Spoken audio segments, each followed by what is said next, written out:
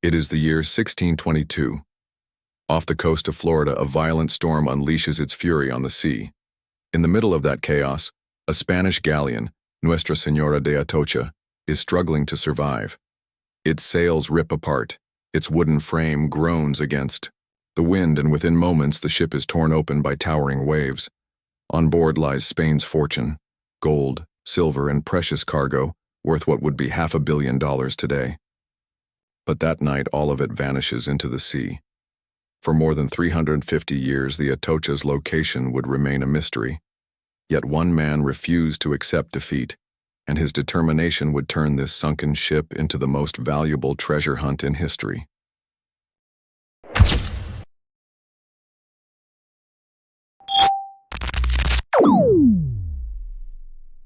The Atocha was not just another ship in Spain's mighty fleet.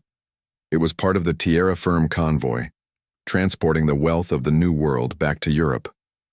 On its final voyage, the Atocha carried 150 gold bars, 1,000 silver bars, and more, then 50 chests filled with coins. When the hurricane struck near the Florida Straits, the Atocha was lost with hundreds of lives. A second storm only weeks later scattered what remained of the wreck across the ocean floor. Spain tried desperately to recover the cargo, but technology at the time made it impossible. What sank that night stayed buried beneath sand, reefs, and ocean currents. The treasure became legend. The records survived, though, and they fueled the dreams of countless seekers. Centuries later, one of those seekers would turn legend into reality. His name was Mel Fisher, and this was the story that defined his life: the disaster at sea.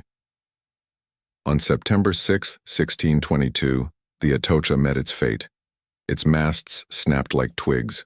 The rudder, ripped off by pounding waves, left the ship helpless.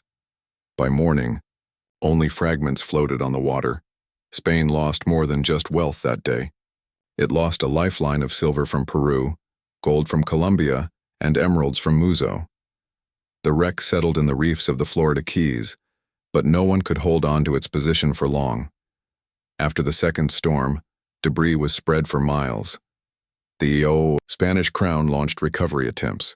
Salvagers used primitive tools like grappling hooks and diving bells, but little was found. Over time, the sea swallowed all traces. Enter Mel Fisher. Fast forward to the 20th century. Mel Fisher was a California diver and instructor who had already trained tens of thousands of people. Yet he wanted something more, a dream that matched his fearless spirit. He and his wife packed up their lives and moved to Florida in the 1960s, chasing the legend of the Atocha. They had only a small boat, some divers, and basic metal detectors. The ocean, however, gave them nothing. After an entire year and more than 100,000 miles of searching, Fisher had not uncovered a single clue. Many people told him it was a hopeless mission. But he was not ready to walk away. The historian's secret document. Fisher's secret weapon was not just equipment, but knowledge. Historian Eugene Lyon traveled to the Spanish archives in Seville. There, he uncovered a document written just 4 years after the sinking. It pointed not to the Maritime Keys where Fisher had been searching, but further out, to the Marquesas Keys. This single clue shifted everything. Fisher and his team moved operations more than 100 miles. But new waters brought new challenges. Visibility on the seafloor was nearly zero. Divers could barely see their own hands. Fisher came up with a solution: attach long tubes to his boat's propellers, pushing clear surface water down to the bottom. The method not only improved visibility, but cleared sand, revealing whatever was hidden below. That invention soon paid off. In 1971, the team uncovered an enormous anchor. A year later came fragments of swords, nails, and cannonballs. Slowly, a map of finds appeared, forming a trail. First treasures discovered. In 1973, the breakthrough finally came. A diver surfaced, with silver coins and 3 massive silver bars. Together they were worth more than $100,000. But were they from the Atocha? By comparing engravings and serial numbers to the ship's cargo manifest, Fisher confirmed the connection. The treasure trail was real. With proof in hand, the crew sold some coins to fund their work. Morale soared. For the first time in centuries, human hands had touched treasure last seen on the Atocha, battles on land and sea. As the finds grew, so did conflicts. The state of Florida claimed ownership of all treasure recovered in its waters. Fisher fought back, beginning an 8-year legal battle. The struggle took its toll. In 1975, tragedy struck when one of the boats capsized at night. 3 crew members died, including Fisher's son. For years afterward, the line of artifacts they followed seemed to dry up. Still, Fisher pushed forward, believing the heart of the treasure was waiting. The Emerald Mystery. One clue in particular kept Fisher's determination alive.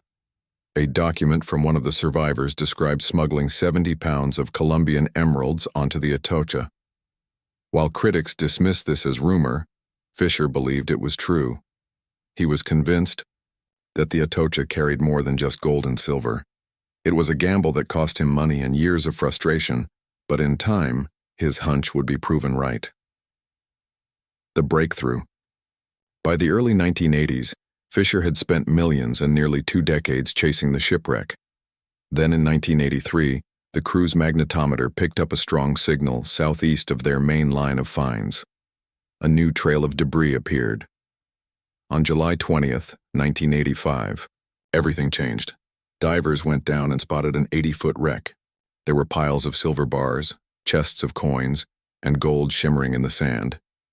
Hidden among the wreckage was something even more remarkable. Emeralds.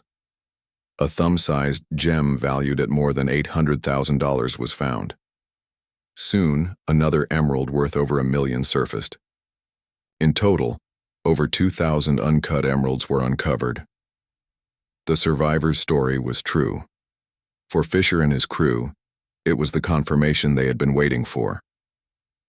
16 years of labor, tragedy, and faith had led to one of the greatest discoveries in history: historical impact.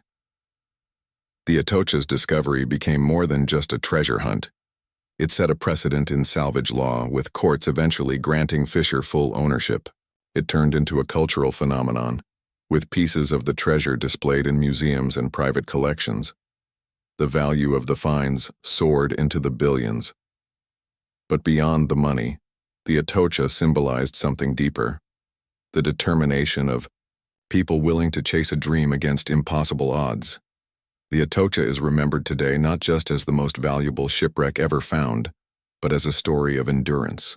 From its tragic sinking in 1622, to the relentless search of Mel Fisher, to the shimmering emeralds pulled from the sand, it represents both loss and triumph. It is a reminder that history hides secrets beneath the surface, waiting for those who refuse to quit. If this story inspired you, share it forward. Don't forget to subscribe to the Infinitale for more untold chapters of world history.